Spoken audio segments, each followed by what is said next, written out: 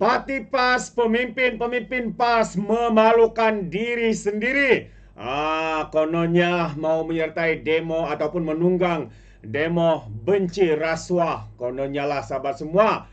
Tetapi kita tahu kepakaran mereka ini menunggang apa sahaja isu untuk kepentingan politik. Namun ada satu persoalan yang menarik untuk saya ketengahkan untuk kita semua. Ya, siapakah tangan gaib di sebalik himpunan benci rasuah ini? So, ini yang menjadi persoalan kita. Kerana apa sahabat semua kalau kita lihat poster, ya, banting, apa yang mereka gunakan, yang disalahkan itu Perdana Menteri kita. Malah Perdana Menteri kita, Datuk Seri Anwar Ibrahim, dituduh sebagai pembebas perasuah. Jadi, di mana poster-poster yang mengaitkan perasuah ataupun penyakau, penyamun, penyeleweng yang terlibat dalam pendakwaan rasuah dan sebagainya daripada Perikatan Nasional, ya, seperti pengurusi PN Muhyiddin Yassin, bekas Ketua Penerangan Bersatu sendiri iaitu Wan Saiful, dan juga siapa lagi, anak kepada Menteri Besar Perlis, anak kepada Hamzah Zainuddin. Kenapa tidak ada sebarang poster berkaitan dengan individu-individu ini? Tetapi yang kita lihat, yang dipersalahkan adalah Perdana Menteri kita. Nampak sahabat semua bahwa ada tangan gaib yang menyuruh mereka ini untuk membuat himpunan seperti ini. Ya, ini adalah pandangan saya. Kalau mereka natural ataupun melawan rasuah dengan secara menyeluruh, pastinya siapa-siapa yang terlibat dalam rasuah akan diangkat posternya. Tetapi tidak kepada pemimpin-pemimpin daripada PAS maupun Bersatu Perikatan Nasional. Jadi ini menunjukkan sekali lagi bahwa PAS ya gagal. PAS yang cuba menunggang isu ini dilihat memalukan diri sendiri. Dan kita tahu PAS ini mahir dalam menunggang ya apa sahaja isu, termasuklah isu ini. Jadi Fadli Sari dimalukan buat kali kedua. Sebelum ini cuba menunggang kes Najib Razak dengan berdemo untuk menghasut Ali UMNO dan orang Melayu bersama-sama, tetapi ditolak oleh UMNO dan majoriti orang Melayu. Harapan PAS, Muafakat Nasional akan berjaya dihidupkan jika UMNO turun berdemo bersama PAS, tetapi ia tidak berlaku. UMNO bijak dan sedar. Mereka tidak mahu parti itu ditunggang oleh PAS.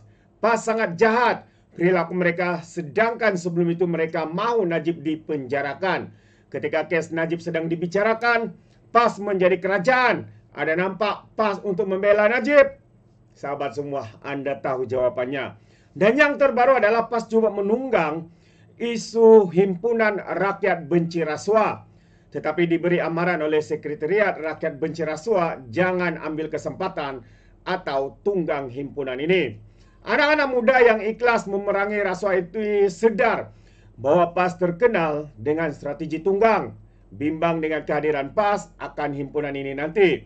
Ibarat hidung tak mancung, pipi tersorong-sorong. Memang muka mereka tak tahu malu. Amaran penganjur telah dijawab oleh Fadli. Katanya, adik-adik jangan bimbang, PAS takkan tunggang himpunan. Itu antara responnya daripada Fadli ini, sahabat-sahabat semua. Dan imej tunggang menjadi identiti parti PAS di mata masyarakat Malaysia. Jika dahulu hanya peminat atau pemimpin politik saja yang menggelar PAS sebagai penunggang agama, kini gelaran itu digunakan oleh setiap lapisan masyarakat. PAS bukan saja ditakuti oleh musuh politik di kalangan orang Melayu, tetapi mereka sangat ditakuti oleh mereka bukan Islam, seperti bangsa dusun, Dayak, Iban, Cina, India, dan lain-lain. Buktinya, PAS tidak mendapat undi dari mereka non-Muslim sama ada di Semenanjung, apatah lagi di Sabah dan Sarawak. PAS juga bukan menjadi tempat untuk non-Muslim mendekati Islam. Dan buktinya, non-Muslim yang mahu mendekati agama ini memilih tablik dan juga jakim. Jadi PAS bukan menakutkan PAS bukan menakutkan non-Muslim, tetapi orang Melayu itu sendiri. Ia dapat dilihat di media sosial. Anda lihat maki hamun dari Sitro hinggalah penyokong mereka di ruang artikel, komen di komen di sosial media dan ruang komen-komen di berbagai media sosial. Jadi kita pun tak sanggup berkata demikian. Dari fahaman Khawarij akhirnya mewujudkan golongan ekstremis yang jika mereka membesar ia boleh menggugat kestabilan politik negara. Jadi penulis ini mengatakan, saya dapat merasakan di hati pemimpin bersatu. Penulisnya adalah Norman Razwan ya. Mereka tahu suatu hari nanti fahaman ajaran Islam al-Lapas ini berkembang akan memakan diri sendiri dan sukar untuk dikawal. Jadi pas bila mereka buat, mereka akan tunggang sesiapa saja tanpa rasa malu dan bersalah, pas sanggup meninggalkan rakan seperjuangan untuk memenuhi nafsu mereka seperti yang dirasai oleh S46, PKR dan AMNO, Parti AMNO itu sendiri. Jadi sahabat semua, ini antara artikel ataupun ulasan daripada Norman Razwan. Dan ramai rakyat bersetuju dengan pandangan ini.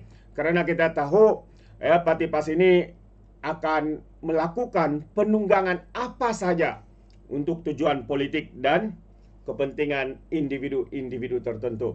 Jadi kalau kita lihat Sabah, Borneo dan Sarawak khususnya menolak fahaman ekstremis begitu seperti ini yang menggunakan agama, bangsa untuk tujuan politik semata-mata. Dan kerana itu jelajah yang dilakukan oleh Perikatan Nasional di Sabah baru-baru ini tidak menampakkan pemimpin-pemimpin daripada PAS. Kerana apa? Kerana mereka sedar bahwa rakyat Borneo, Sabah khususnya, telah pun menolak Parti PAS ini.